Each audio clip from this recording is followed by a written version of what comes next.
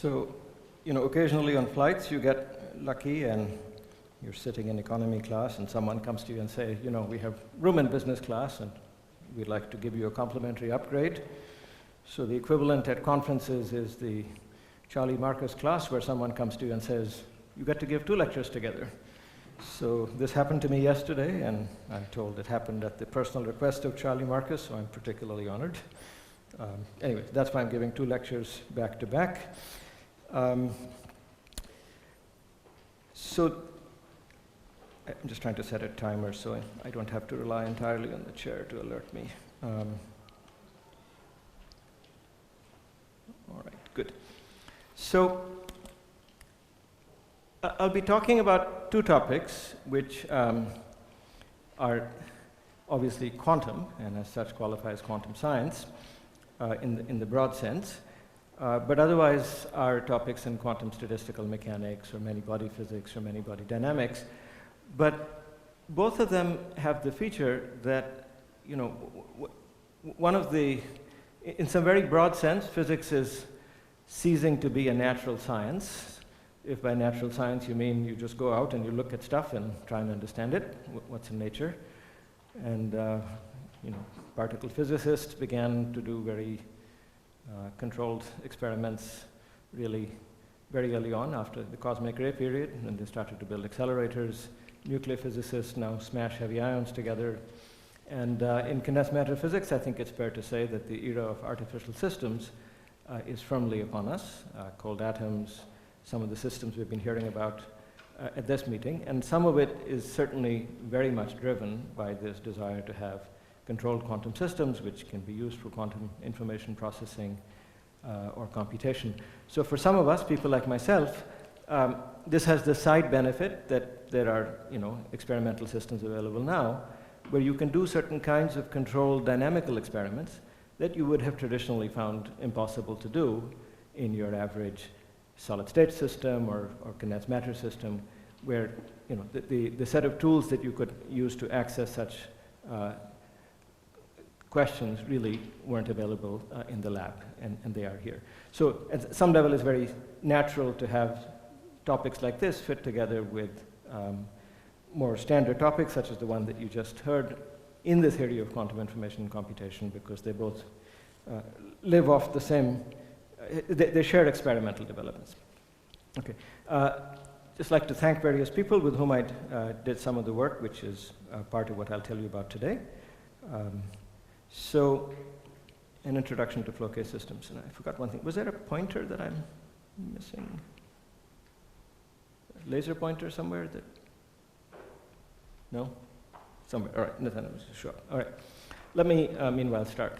So, I'm listing some reviews. The very first one is sort of roughly a written version of some fraction of what I will say. It's a relatively short, what am I?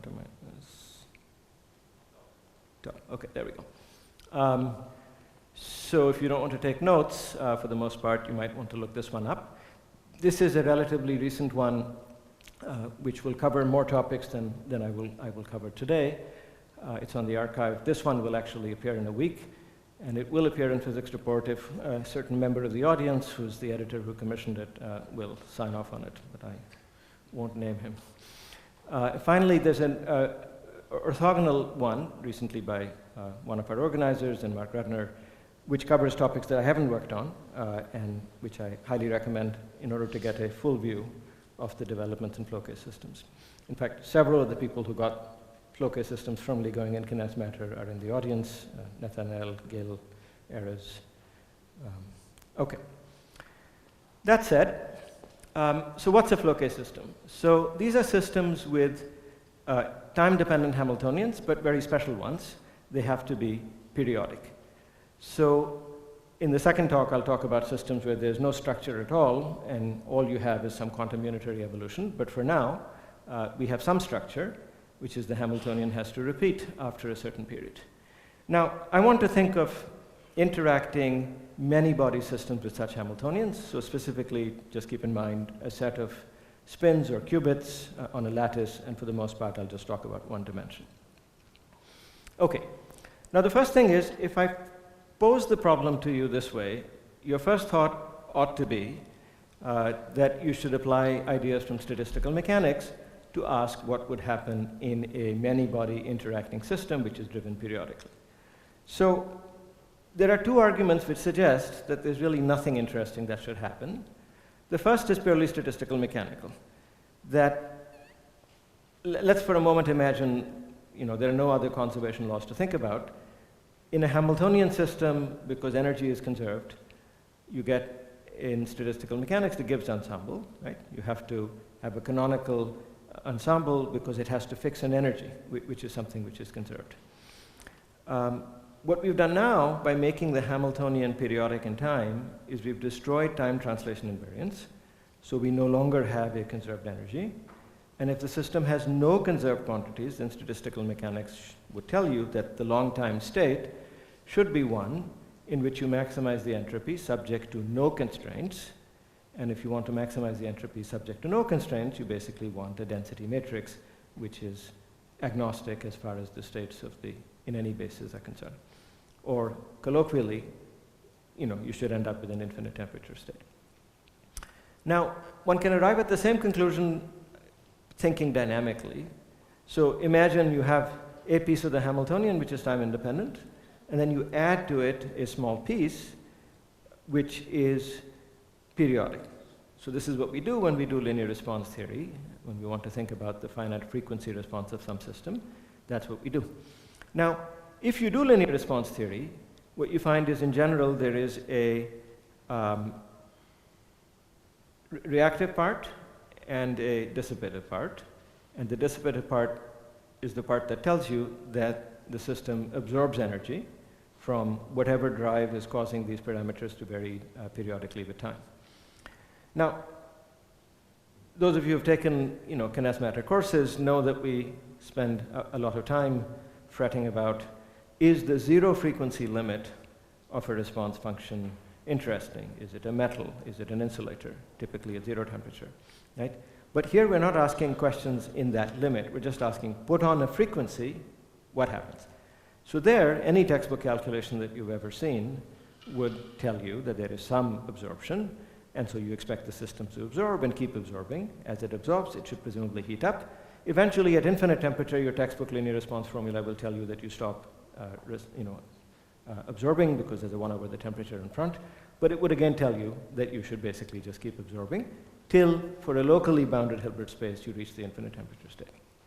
Okay, so what these considerations tell you is if the system is, in an appropriate sense, ergodic, then you should basically just end up at late times with the system being in this extremely hot state. Any correlation should be extremely short-ranged, and that should be it, no matter what Hamiltonian, what periodic Hamiltonian you began with, right?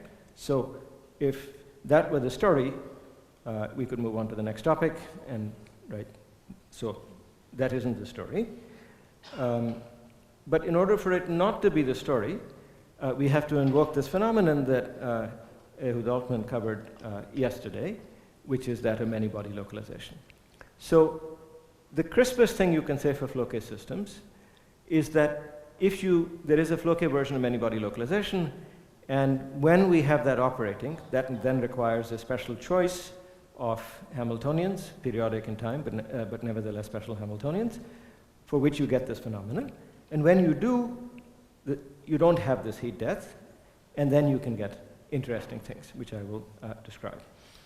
Specifically, what will happen is that we'll get this phenomenon, which you also refer to, which is called eigenstate order, but in this particular case, it will mean that depending on the parameters of the system, you can get different late-time steady states, and they can show properties that can be sharply distinguished from each other in the same general fashion in which you like to sharply distinguish phases of matter. They should be mathematically computable things which have some singularities as you cross boundaries.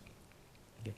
Among these phases there's a phase which has come to be known either as a Floquet time crystal or a discrete time crystal, and that's sort of the exemplar of this phenomenon. It's the kind of phase you can get in a Floquet many-body localized system which has no analog in a static Hamiltonian system. Okay, now that's not all the field of Floquet systems is about. Indeed, it began with a very detailed study of non-interacting systems. And those, of course, do not heat up because they are non-interacting, but nevertheless you learn a lot. There's a full classification of their topology that's now available. Then there are things called pre-thermal regimes, where a system can avoid heating for a very long time. And then there's been interesting discussion among some of the experts in the audience on explicit cooling mechanisms. All of this I will not cover, but you should get to it if you find the subject sufficiently compelling. Okay, so the first thing I want to do is just tell you a little bit of the jargon for the Floquet systems, the sort of basic formalism that one uses.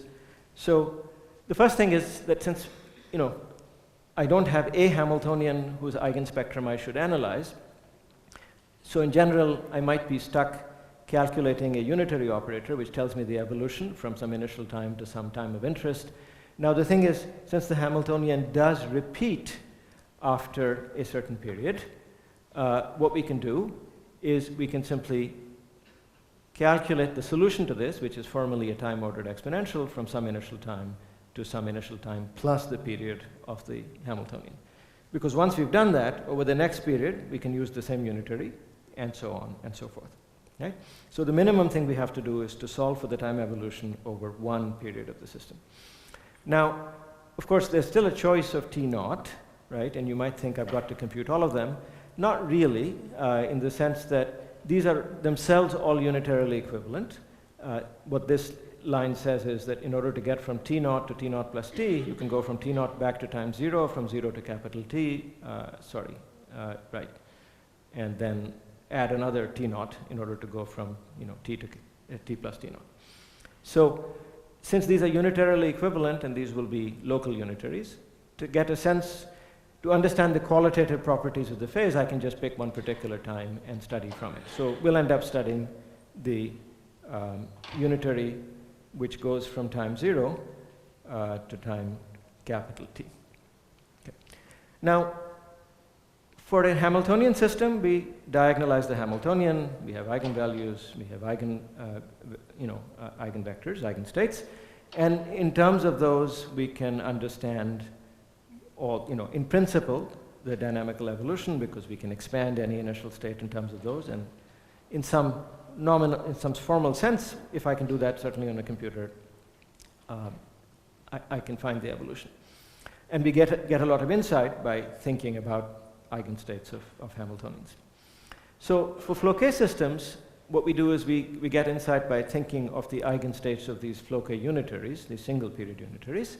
Since they're unitaries, their eigenvalues are not real, but they are phases. The eigenvalues of unitaries live on circles of unit modulus in the complex plane.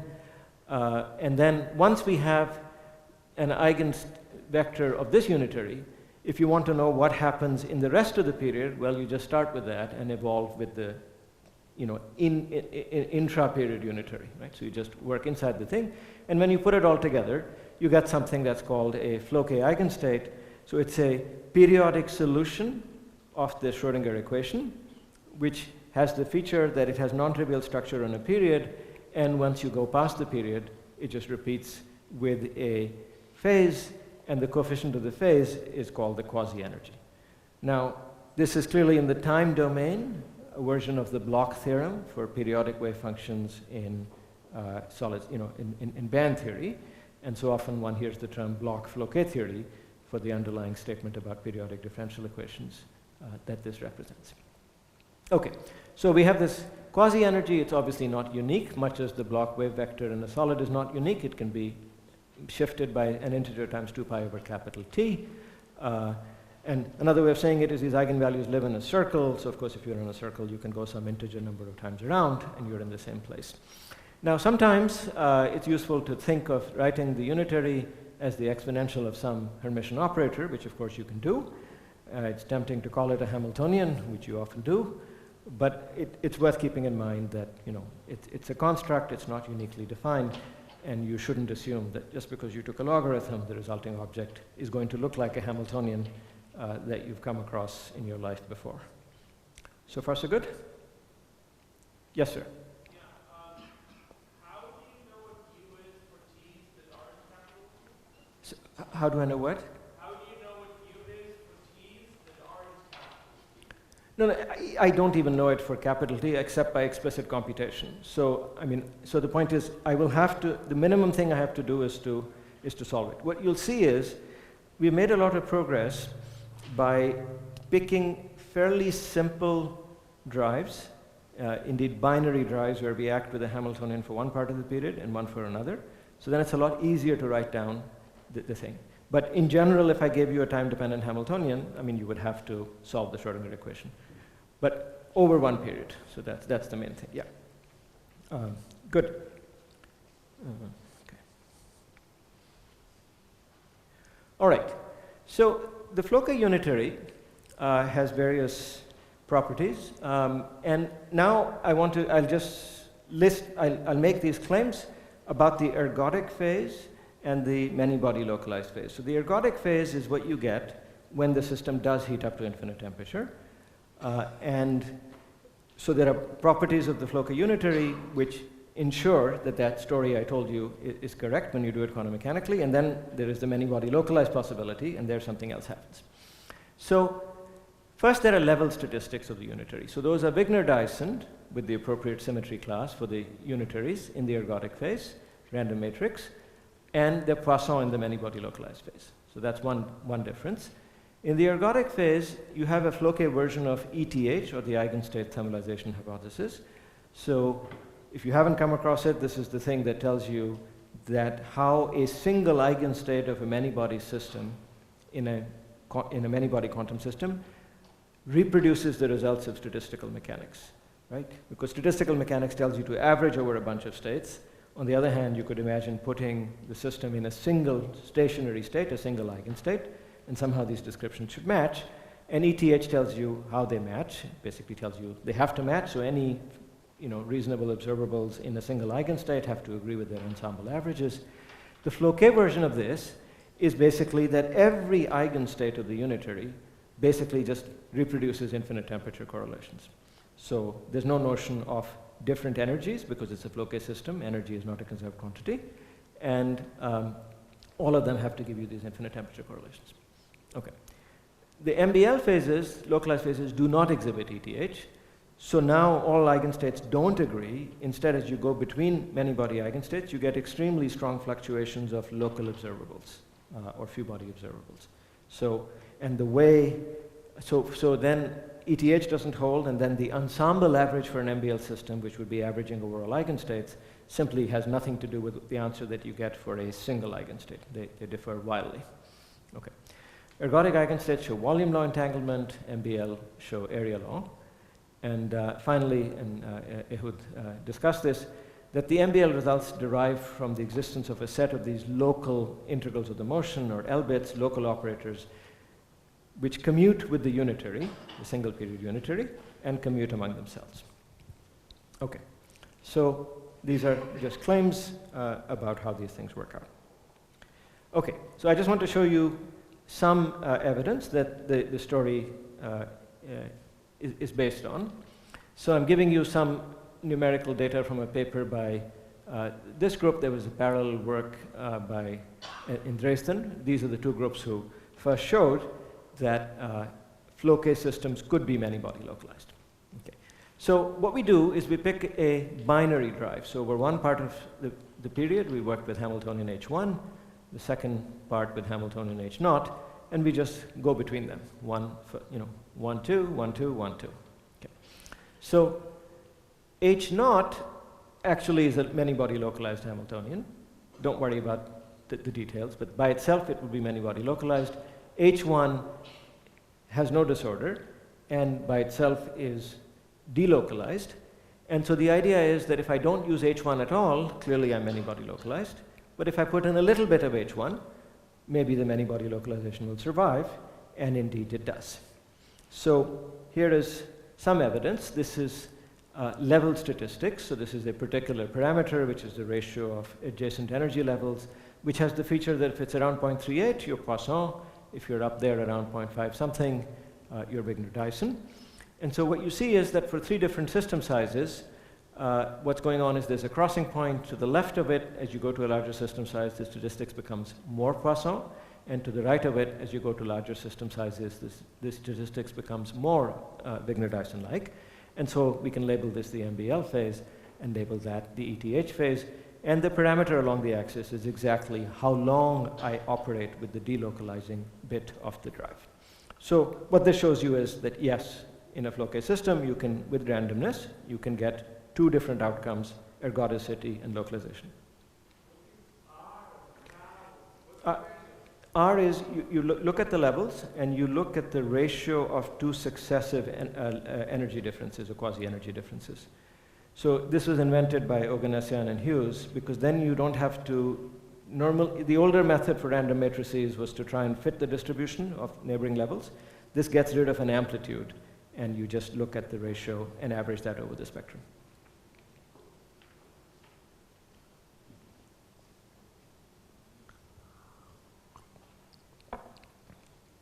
Okay.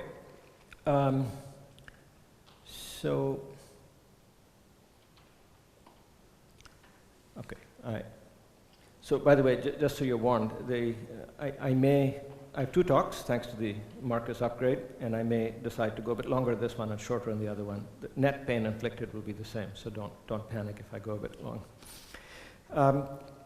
Okay, so something else that you can see in this problem is what happens if you start with a given state. So in this case, they started with a nail state, up, down, up, down, up, down, and then they evolve it in time. So in the localized phase, what you see is that there's some change. You're looking at a particular spin, number one, but then it settles down, and the expectation value at long times, out to very long times, is basically finite. So if you get an expectation value for a local spin, which is non-zero, you haven't heated to infinite temperature, because at infinite temperature, it should have been equally likely to be up and down. Here, this is a slightly different plot, and let me not tell you in detail, but basically the fact that for large T1, this number is very small, is the same thing as saying that if you had a sufficiently large system, this curve, instead of flattening out, would go all the way down to zero. It's not exactly the same plot, but it has the same meaning. So in the MBL phase, the initial state had some pattern of magnetizations, and the system remembers it, doesn't forget it. And in the ergodic phase, the system forgets it.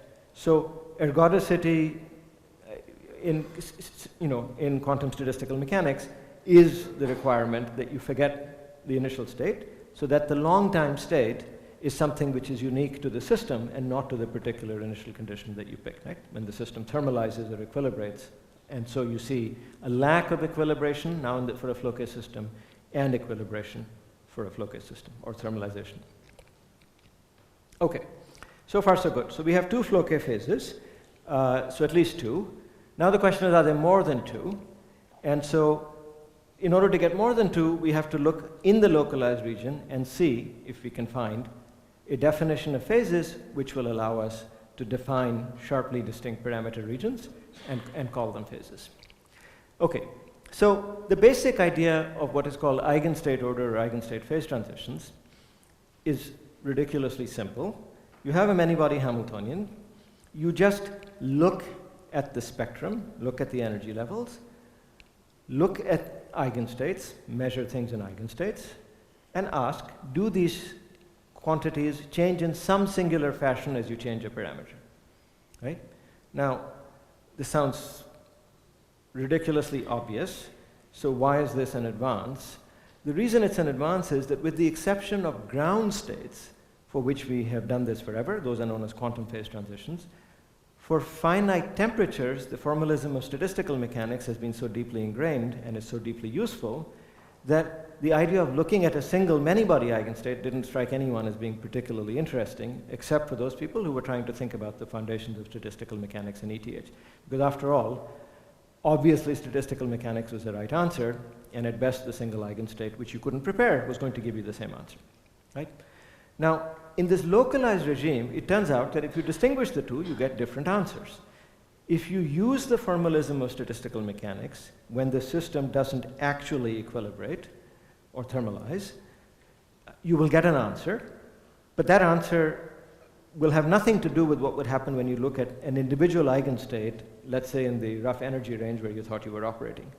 And the reason will be that neighboring eigenstates will have extremely large fluctuations, and they will cancel out in some sort of microcanonical average, even though if you looked individually at each one, you would see something striking, right? So if you examine many-body eigenstates, you can discover phase transitions that you cannot find by the techniques of statistical mechanics. Okay?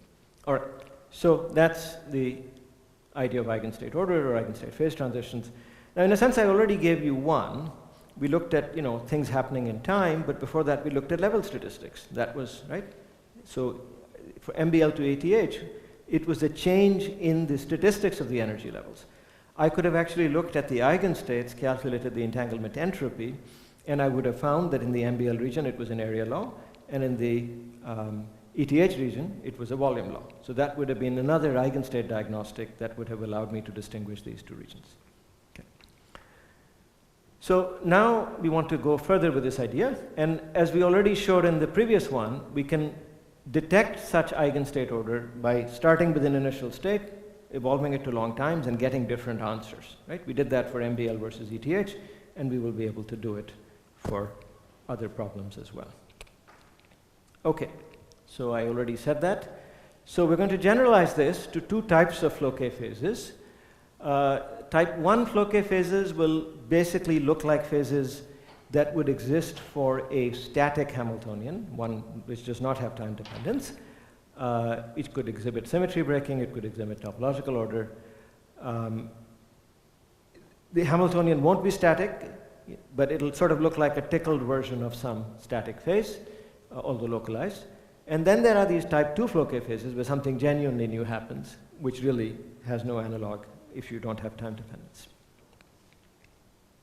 Okay, so I'm going to switch the style of my slides, and it's not a mistake. These slides were prepared using one of the state-of-the-art quantum computers, and since they're not perfect yet, so the font changes from slide to slide.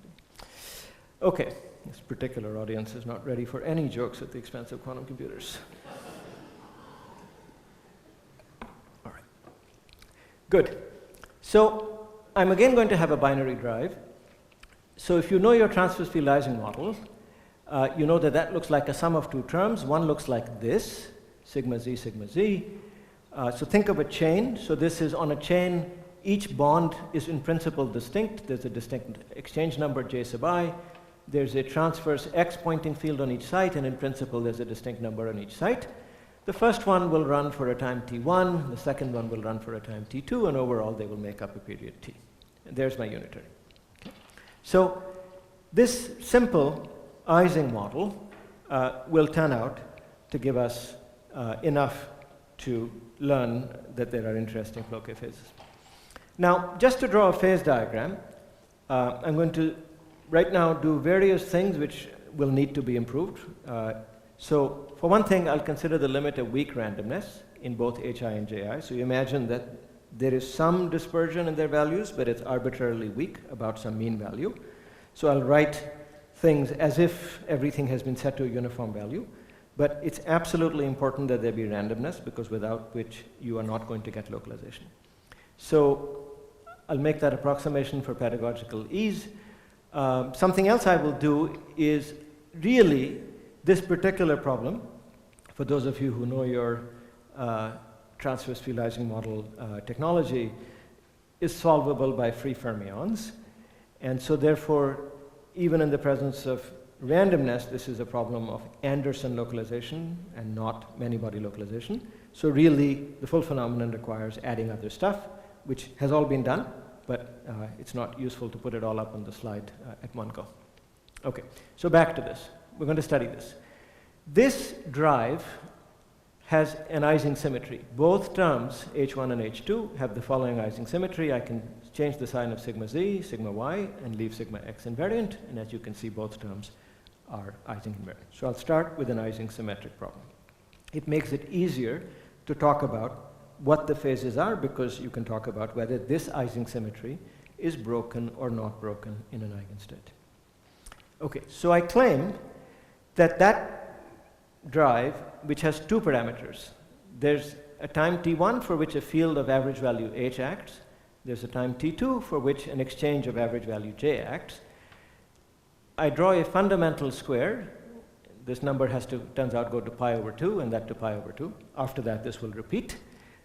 And I get 4 phases. The 4 phases are the paramagnet, something I'll call the spin glass, something which is this 0 pi paramagnet, and something which was initially called by us the pi spin glass, but has since been, with great success, renamed the time crystal, without which it would not have made it to Star Trek. I mean, the pi spin glass, it's not Star Trek material. Okay, so I'm very grateful to people who renamed it. Good. So the way I want to motivate our understanding of this problem is just by doing the following. We will walk along the boundaries of the square and see what happens. And then you will simply take my word for it that if we move in, the physics will be continuous. And then you'll take my word for it that if I add interactions, the physics will be continuous. So if you take those 2 words, we'll be done. Okay. Take my word twice. But let's move along this line. Along this line, there is no JT2, so the unitary is just this, right? So that's not really an interesting dynamical problem. That's just a Hamiltonian. What's the Hamiltonian? It's just independent spins in a transverse field. What are the states? Well, I just work in the x basis, and on each side, I just tell you whether the spin is +1 or -1, right? So instead of up or down, these are, let's say, right or left. And so there are 2 to the n eigenstates. Each one of them is labeled by this value of x. So for this problem, you can think of the sigma x operators as the L bits for the localization problem.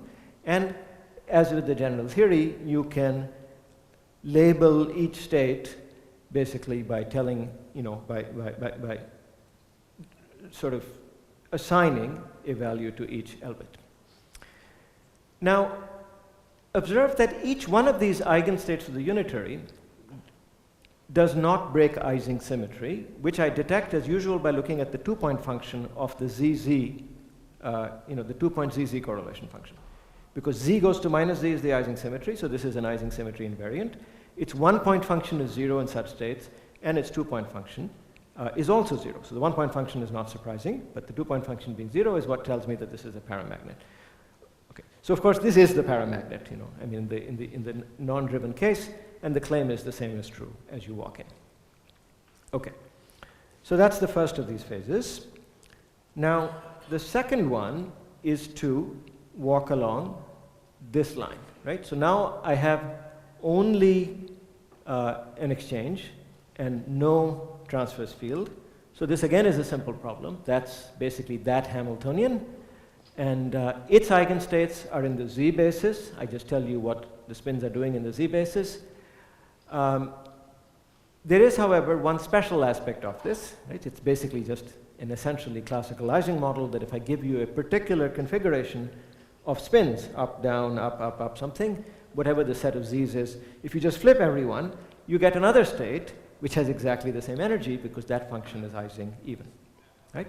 So the eigenstates of this unitary come in this special way that you have doublets at each point on the circle of eigenvalues, and the states of the doublet have the property that if you examine the spin-spin correlations which I left out in this state, the ZZ correlation, right? That's perfect, which is to say it always has magnitude 1.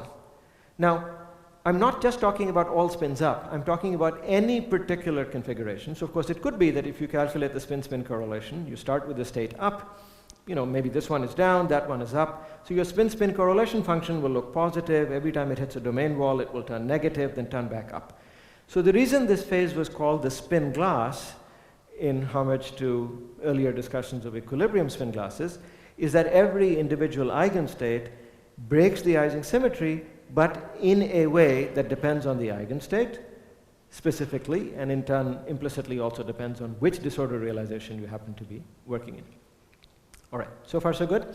So both of these are what I called earlier type 1 Floquet phases because they are just versions of stuff that was static, and I tickle them a little bit, and I get a spin glass here, and I get a paramagnet there. Okay. Now we come to the 2 new ones.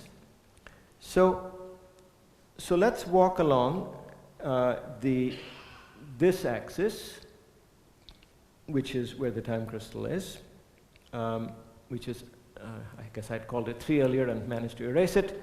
Okay, sorry, let me go back to that picture one last time. So the thing is, in order to go along this axis, I first need to act with my transverse field for this length of time. And the length of time is such that h times t1 is pi over 2. Now this number is chosen so that the x field causes a z spin to rotate precisely by 180 degrees. Okay? So what the first part of the drive will do is, if you feed it a particular configuration in the z basis, at the end of its operation, each of the spins would have been flipped precisely by 180 degrees. Okay? Once it's done, then you act with the exchange. So this unitary ends up looking like the Ising flip operator times our old friend, the Ising energy exponentiated, which is what we had in the spin glass phase. Okay, now the entire magic trick that you need is now, so this is a good time to wake up briefly and pay attention.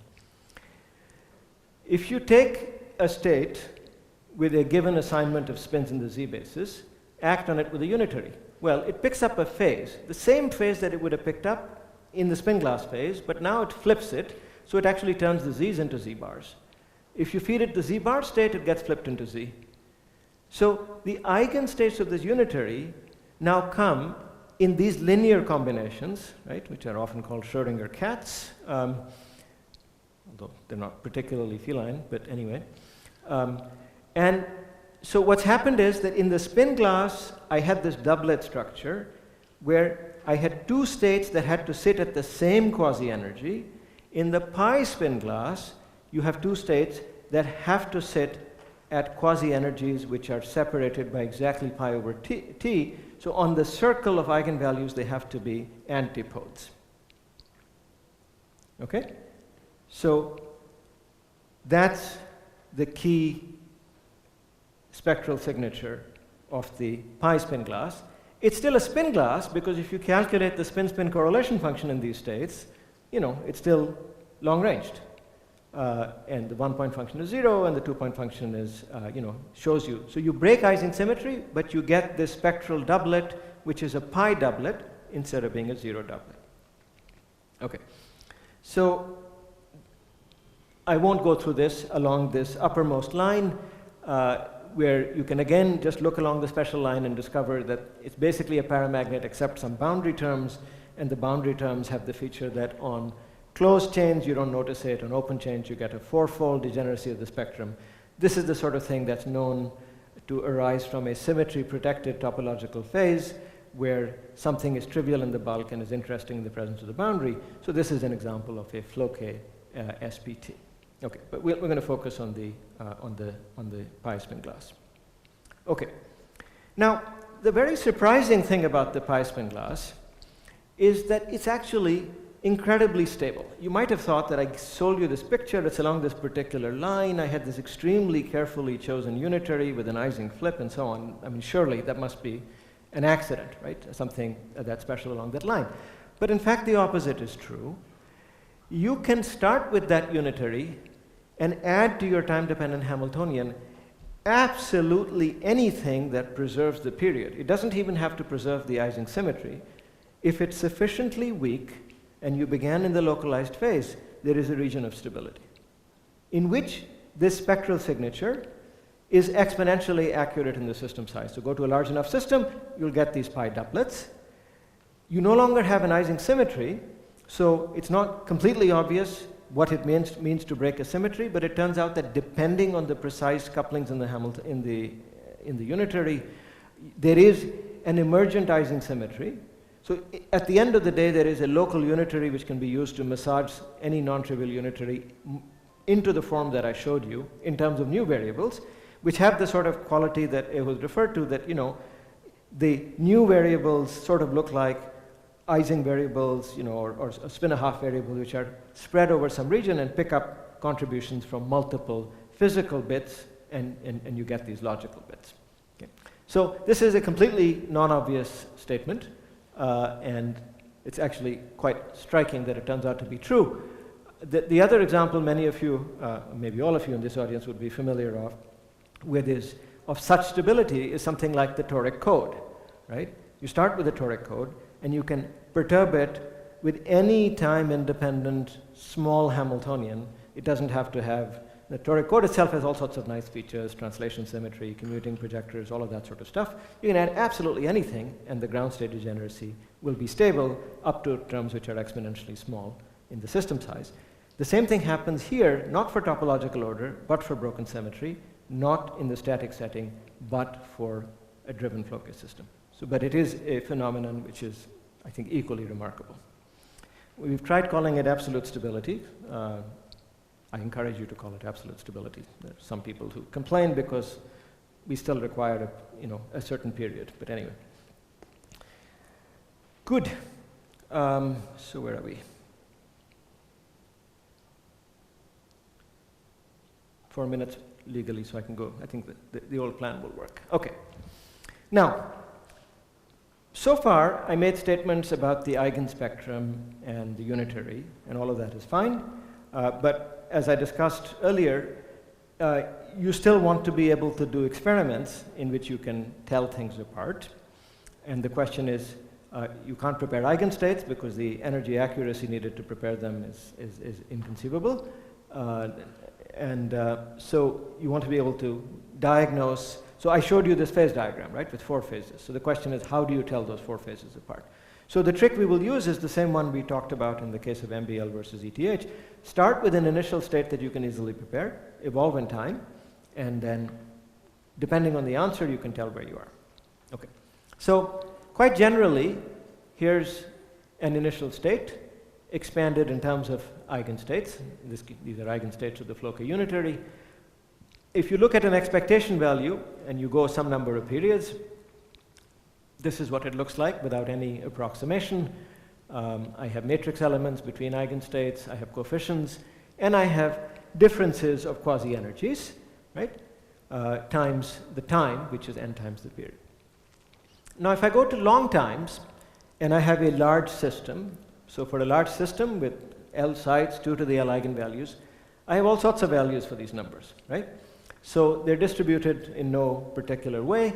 So you would normally expect that you basically get all terms dropping out, except when alpha is equal to beta, because there these energy differences are 0. So that argument is known as the collapse to the diagonal ensemble. And it's an argument that you invoke in explaining why a quantum system subject to ETH actually gives you a unique long-time state. Because there you say alpha has to equal beta, these numbers become alpha squared, this becomes alpha O alpha, that's independent of alpha, you pull it out, the sum of squares is 1, voila. The answer you get is the answer that you would have gotten for that given eigenstate, and therefore for the ensemble. In our problem, that almost happens with one important difference, which is we can get rid of generic energy differences. We can't get rid of energy differences where beta is equal to alpha, but we also can't get rid of differences where beta is equal to alpha plus pi, right? Because that's a very definite energy difference. When that goes in here, this thing just becomes -1 to the number of periods. So in the long time limit, long number of Floquet cycles, 2 pieces will survive. Things which are time independent, a piece which is time independent, and a piece which oscillates with period 2. Okay? So expectation values of local operators at long times will show you this period doubling. You're driving it at 1 period, but you're getting a response at twice the period. So the cheapest way of explaining why this phase came to be called the time crystal is this business of period doubling. That pictorially, you began with some state. Okay, so this is a cartoon in more ways than one. I start with a quantum state. The quantum state doesn't have to look like a simple product. All I need is that in the initial state, every site have an expectation value of a spin in some pattern. And when it does, and I evolve it for a while, and I get to the long time limit, in the long time limit, I'll see this nice pattern that the pattern of magnetizations will reverse every period and return to itself every 2 periods. So at long times, it looks like you generated a period 2 response in the time domain. Okay? So the time crystal idea, was that somehow you have a macroscopic system which, if you shake it the right way, instead of, so my favorite example is always a water bottle, right? I mean, equilibrium says I do this, and I put it down, and a few minutes later, maybe there's some hydrodynamics, but, if somebody walked in fairly soon, they wouldn't know if I had shaken it or not, because it just settles down visibly. On the other hand, if it kept oscillating forever, you'd be amazed, right? Water bottles don't do that. In fact, equilibrium statistical mechanics relies on the idea that systems don't do that. So the original time crystal idea was that somehow we would find macroscopic quantum systems which would do this. Once upon a time, they were called perpetual motion machines, and then Frank Wilczek called them time crystals. But he had particular reasons to think that maybe at near zero temperature, things would work out differently. For Hamiltonian systems with no time dependence, as best we can tell, this doesn't happen. So this is the closest you can get in this sense that you have, not that you have perfect time translation invariance, which spontaneously gets broken to a certain frequency, but that you had a starting time translation, discrete time translation symmetry, every capital T, and that's been broken down to period 2T. Okay. All right. Now, there have been 2 experiments, actually 3, which have reported time crystal signatures. So the first one was by Chris Monroe's group on a set of ions in an ion trap. So that's an example of the synergies between quantum computing and many-body physics. And the other by Misha Lukin's group, which actually has my 2 younger collaborators, which is in a system of nitrogen vacancy centers. And they made it to the cover of Nature, which I guess is a picture of a time crystal. And both experiments have the feature that you prepare a state, and then you watch oscillations out to some number of cycles. This is some frequency response. Okay. What I want to tell you, so let me tell you what the experiments actually did, right? Okay. So the thing is, the Monroe group, actually, they studied 10 spins, right? Now I think their setup allows them to do 50, which they're currently using for quantum computing purposes. They haven't returned to time crystals, but at that point they had a setup with 10 spins. Even then, when the details were explained to me, I recognized that as a real experimental tour de force, the number of things they had to do to make it happen. Then they more or less, but not quite, realized the sort of drive I was describing to you in an Ising model. But the more or less is the caveat, because actually in the experiment that they did, they were quite limited in the disorder that they could introduce, and they could put a disorder in the field but not in the bonds. Well, it turns out that in the infinite volume limit, it's extremely likely that if you only have disorder in the fields and not in the bonds, you actually do not get many-body localization. So in that sense, never mind that they had 10 spins, which isn't the thermodynamic limit by a long shot. Even if they actually could have gone to bigger systems, they would have not seen their signature. The way it works out is that depending on exactly which initial state you start with, you do or you do not see some number of oscillations. They were lucky in the state that they picked. If they hadn't, they would have seen something different. So it's a system that in principle can fix it, they can do, but that's what the experiment is. In the Lukin group, they had a million spins in these nitrogen vacancy centers. But their problem is that in 3 dimensions, they have much longer range dipolar interactions. And these actually are known theoretically to destabilize many-body localization. So their suggestion is that there is a critical time crystal, which is not really true long-range order. And so they didn't claim to have seen the phase. And finally, there was experiments in NMR by the Barrett group with no disorder. But those we now understand they have to do with an extra conservation law.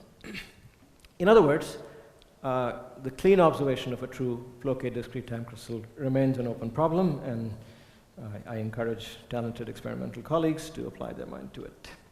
Okay, so to close, MBL allows a sharp definition of phases in interacting many-body Floquet systems. This is a big deal, if you ask me. If you had asked me 20 years ago, 10 years ago, could you define phases in a periodically driven quantum system, I would have said, who knows, right? Wouldn't have known how to define them. Now we can. These systems are out of equilibrium, but the phases can be detected by time evolution experiments. I didn't spell it out, but in the different parts of the phase diagram, if you give it an Ising polarized state, you get distinct responses in all 4 regions, in the pi spin glass, in the spin glass, in the paramagnet, and in the 0 pi paramagnet. So you really can't tell which one you're in. Things I didn't cover, but time is up, and in any case, you have those reviews to encourage you in your further exploration.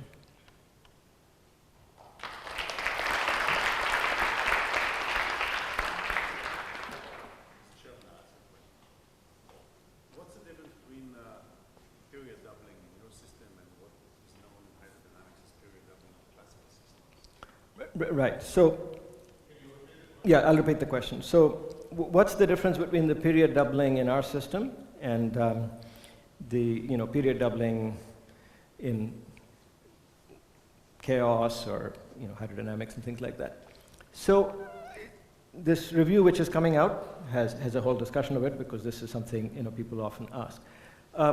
So several things. One is, let me start with maybe a slightly simpler comment initially, right? I mean, a pendulum is why isn't a pendulum a time crystal, right?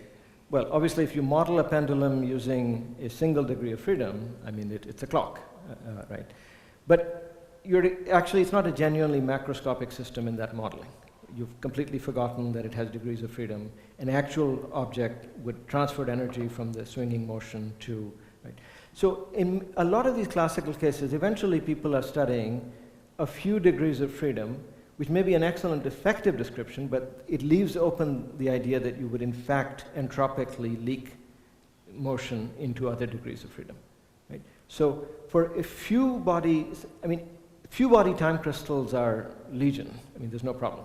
So you have to make sure and study a proper infinite volume limit in which you have a large number of degrees of freedom which are democratically arranged.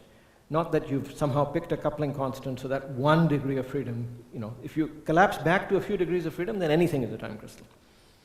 Any finite degree of freedom system, right, certainly in quantum mechanics will show you, some time translation symmetry breaking, things will oscillate. So you should really think of it as the failure to equilibrate, and then ask yourself, in what context would you find the failure to equilibrate striking? So that's the broad answer.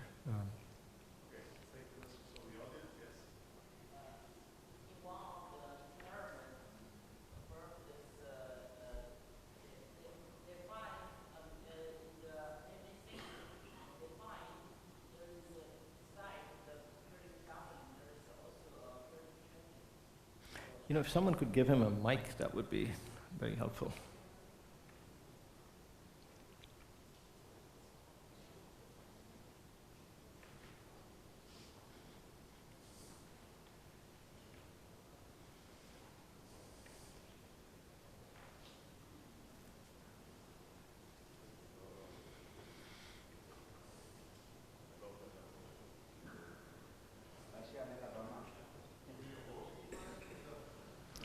What's that?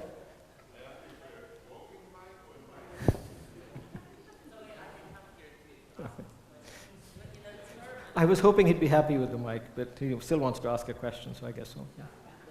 The question is, except the period doubling, you also find the periodic traveling, there's 3 periodic oscillations in the MS center.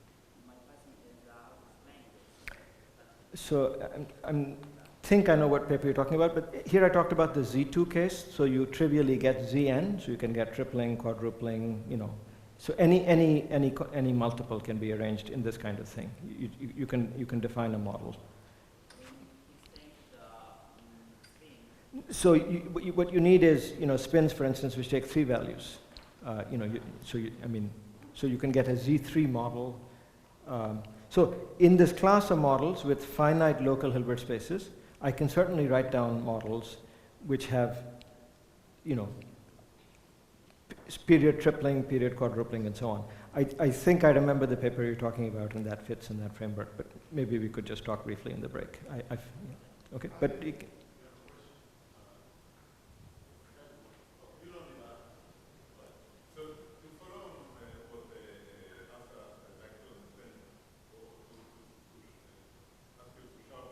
mhm.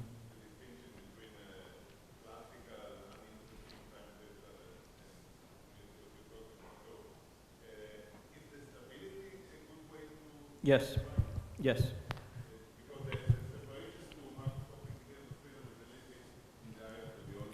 Well, it is and it's not, in the sense that here the claim would be that in the thermodynamic limit, you know, the phenomenon really persists to infinite time. Whereas if you have, you know, right.